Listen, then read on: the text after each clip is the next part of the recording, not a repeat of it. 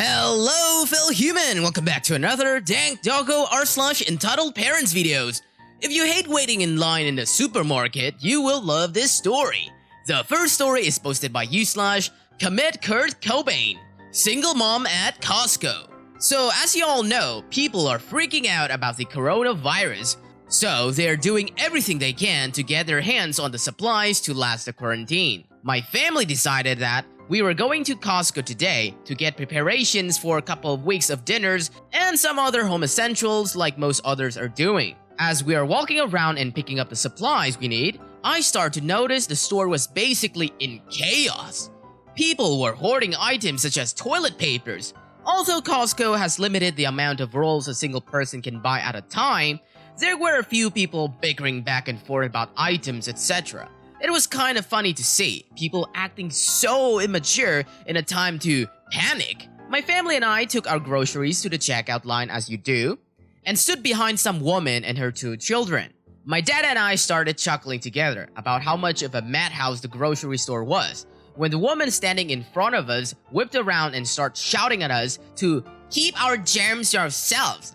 She had a stick up her butt about us being too close to her and her two children, and how we were spreading our germs. It was a bit strange, but understandable, I suppose. When the woman in front of us finally got to the checkout counter, she started unpacking a good of 10 to 15 packs of toilet papers, as well as her other groceries to be scanned. As I mentioned earlier, Costco had put a limit of 1 pack of toilet paper per person, which meant that this woman would have to put all but 1 pack back where she found them. The cashier mentions this fact to the woman, as she replies by saying, "Well, I'm a single mom, and I need these toilet papers rolled for my family, so we don't have to come back out and get sick once the virus spreads more." To which the cashier replied, "I'm sorry ma'am, but being a single mom doesn't have any impact on the limit, so I'm going to have to ask you to please put the excess toilet papers packs back." This woman was not having it. She had the audacity to start yelling at the cashier about he should be respecting her because she works her butt off to maintain the peace of her family because her cheating, lying husband took all of her money when they divorced. While this is all going on, the line was getting very long and people were getting impatient. So the cashier calmly tells her to either pay and take her groceries, not including the toilet paper, or to get out of the line. The woman reluctantly agrees and proceeds to hand the cashier her card. Before the cashier can complete the transaction, the woman asks the cashier if she can have a discount because she is a single mom and can't afford everything she put in her card. Now, I had been sitting in line for a good 20 minutes now, and this really got on my nerves. I don't understand why people are so uncooperative, especially about things like this. For those who are wondering, oh no, at the end, no, she did not get a discount. But wait. If she couldn't afford what was there, how was she gonna pay for the extra 10 packs of toilet papers? We have here the second story written by u/Ansley Star. "You see that thing in your hand? I want it! It's mine! Give it to me!" Thought of a great story from a few months ago. Characters: PM Pie Mom, PK Pie Kid, CE Calm Employee. So around Thanksgiving, I decided that I wanted to make a pie for my mom and bring it to Thanksgiving dinner. My mom has celiac, so she typically misses out on the pies, since she doesn't want to make everybody eat gluten-free crust when they don't have to, even though they aren't really that bad. However, since I'm a procrastinating sloth, I waited until Wednesday night to even go to the grocery store to buy what I needed. I managed to snack the last gluten-free pie crust they had, which was great because I really didn't want to hand make it. Cue the entitlement. PM walks up to me and holds out my hand. Me is the dumb tramp and thinks she's asking for high five, so I high five her, Lamau. PM, what are you doing? I need the pie crust. Me, oh sorry, it looks like they're out. Maybe you can ask somebody. PM interrupts me. I know they're out. That's why I need that one. Points to the one I'm holding. Me chuckles nervously. Oh yeah, sorry. I need this too. PM, I need it for my daughter. She can't have gluten. I then see a preteen standing behind her glaring at me like I'm somehow at fault. I didn't like preteens when I was a preteen, and I especially don't like them now, but that's neither here nor there. Me, oh, I'm sorry, that's so rough. My mom has celiac too. She can't have... PK, I don't know what celiac is, but my mom needs to make the pie crust to make me my pumpkin pie. PM, that's right. Besides, you clearly don't need to be eating any pie, sweetie. I bite back a very, very rude reply and just put the crust in my cart and walk away. I thought the ordeal would be over, but of course not. That would be too easy. PM stomps up to me with an impeccable-looking employee in tow. This is her. CE, ma'am, this woman says you took her pie crust from her? PM, that is right. I was holding it and she just ripped it out of my hands and ran away. Me, okay, well that never happened. I got the pie crust first and she just wanted it for herself. PK, no, that is not true. I saw you do it. Me, ready to get into with this 12-year-old girl. I did not. Sorry that your mom is a ducking. PM, see? She's cussing in front of my child. C holds up hand to shut the mom up. We can figure this out. We have the security cameras that shows the aisles in question. If what you're saying is true, we can easily prove it. If you would come with me, we will figure this out. PM looking like a deer in headlights. Well, you know, those things aren't always accurate. Me, sorry, what? A security camera isn't always accurate? PM, I mean, it's not even, it's the principle of the thing. I said she stole it, I should get it back. CE, ma'am, as a manager, I have to do my due diligence to figure out what happened. I will be happy to return the crust to you if it turns out that what you're saying is true. But this woman says that it isn't true. Why would I believe one person over another, especially when I can use video evidence to find a solution? PM, what happened to the customers is always right. Starts storming away. I'm never, ever coming back here if this is how you treat your customer. Come on, EK. Looks like you have to wait until next year for your pie. Both the employee and I wait until the woman is gone. Me, I really didn't take it from her, you know? See, I know she's been a pain since she started coming here. There's a warning about her in the break room. What? Why can't she make the pumpkin pie any other time of the year? Next up, we have the third story shared by you/California Old Timer. Me and my babies need to use your pool. I don't want them swimming at the community center with the N-words. So, here's one from when I was younger. Okay, backstory. This happened in 1965. Just for some clarification, I was 26 then, 81 now. I had a pool party yesterday and thought about this run-in that I had. So in my old neighborhood, my wife and I rented a home in a community of around like 23 houses. Out of these 23 homes, we were 1 out of 7 with a pool. Because the previous owners ordered a pool when he had the house built, adding a pool was around $2,000 options, so many people didn't get it. Because I had a lot of people would try to come over to swim. Now I was quite generous with my pool if people caught first. Now understandably, some weekends I wanted some peace and quiet.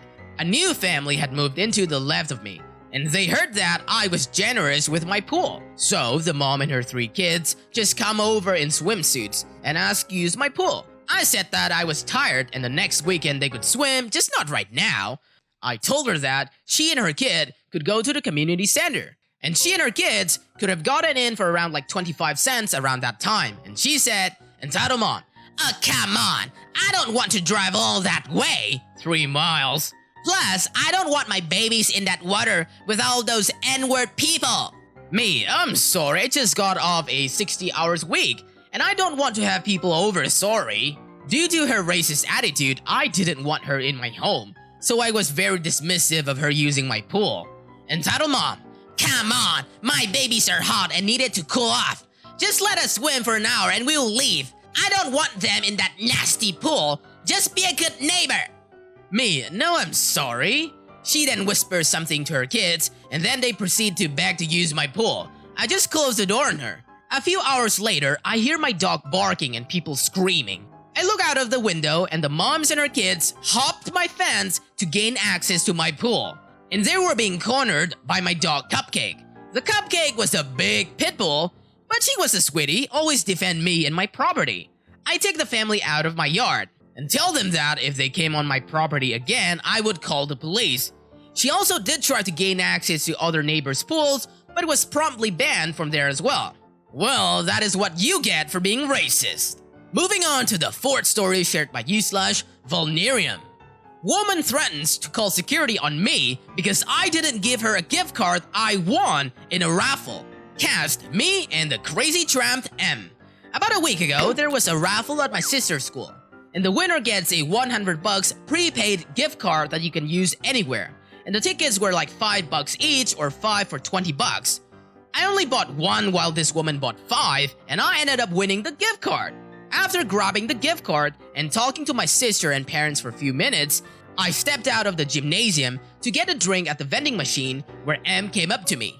M, hey, would you be able to give me that gift card? I'm short on money and my son really needs it tomorrow.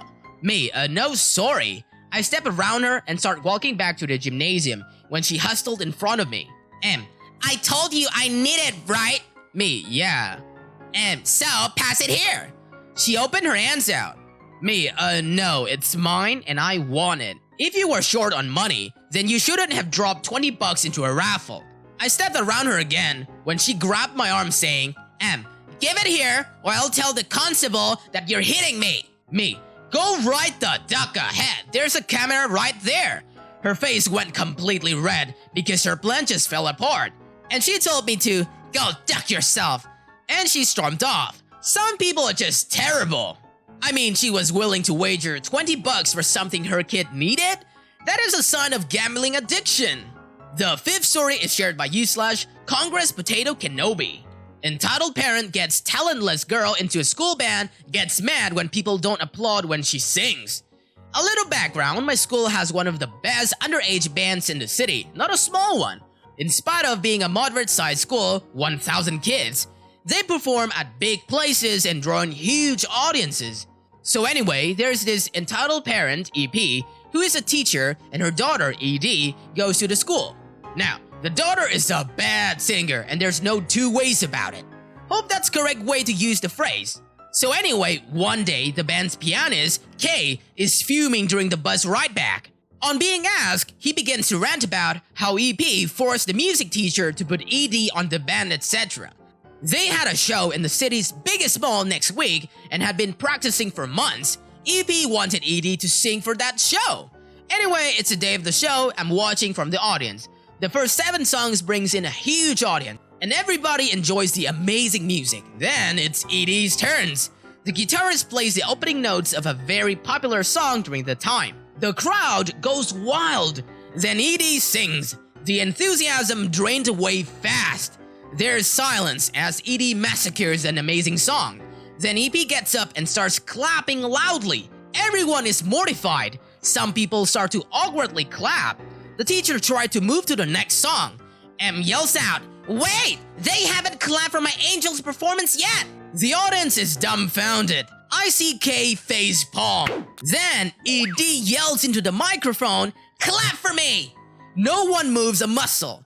ED runs off the stage and EP takes a microphone and yells, "You can't appreciate talent!" before chasing after ED.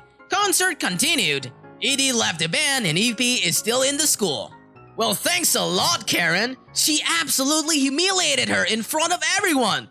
The next few years of her high school life will be super rough now. On to the sixth story shared by u/Datis Alex. Knocks unconscious on public transport thanks to an entitled mother. For clarification and understanding purposes, I have medical condition in which my blood circulation is extremely weak. My average resting pulse is around 45 BPM. When I sleep, it can go down to 30 BPS, endangering my life. When I am physically active, not resting, etc., my pulse rises to around like 60 BPM. A pulse of 70 BPM for me is like 130 BPM for someone with a normal or healthy blood circulation, so I pass out extremely easy. Therefore, I need to be super careful about my movements, actions, and stuff, or else I will get knocked unconscious in seconds of just standing up. I never thought that I would encounter an entitled parent myself, but unfortunately, I did yesterday.